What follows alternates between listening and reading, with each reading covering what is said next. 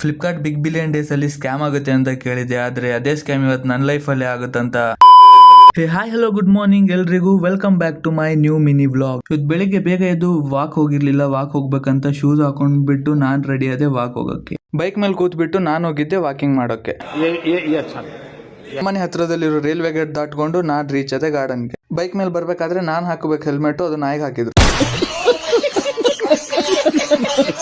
ಜಾಸ್ತಿ ದಿನ ಆಗಿತ್ತು ನಾನು ವಾಕಿಂಗ್ ಮಾಡಕ್ ಹೋಗಿರ್ಲಿಲ್ಲ, ಅದಕ್ಕೋಸ್ಕರ ಒಂದು 2 ರೌಂಡ್ಸ್ ಎಲ್ಲ ಹಾಕ್ಬಿಟ್ಟು ಮತ್ತೆ ನಾನ್ ಬಂದೆ ವಾಪಸ್ ಮನೆಗೆ ಬಂದ್ಬಿಟ್ಟು ಫ್ರೆಶ್ ಆಗಿ ದೇವ್ರಿಗೆ ನಮಸ್ಕಾರ ಮಾಡಿ. ನಾನು ಜಾಸ್ತಿ ಡೇಸ್ ಆಗಿತ್ತು ಗಿಟಾರ್ ಪ್ರಾಕ್ಟೀಸೇ ಮಾಡಿರ್ಲಿಲ್ಲ, ಒಂಚೂರು ಪ್ರಾಕ್ಟೀಸ್ ಮಾಡ್ಬಿಡೋ ಅಷ್ಟರಲ್ಲಿ ಫ್ಲಿಪ್ಕಾರ್ಟ್ ಇಂದ ಏನೋ ಪಾರ್ಸಲ್ ಬಂತು ಬೆಳಗ್ಗೆ.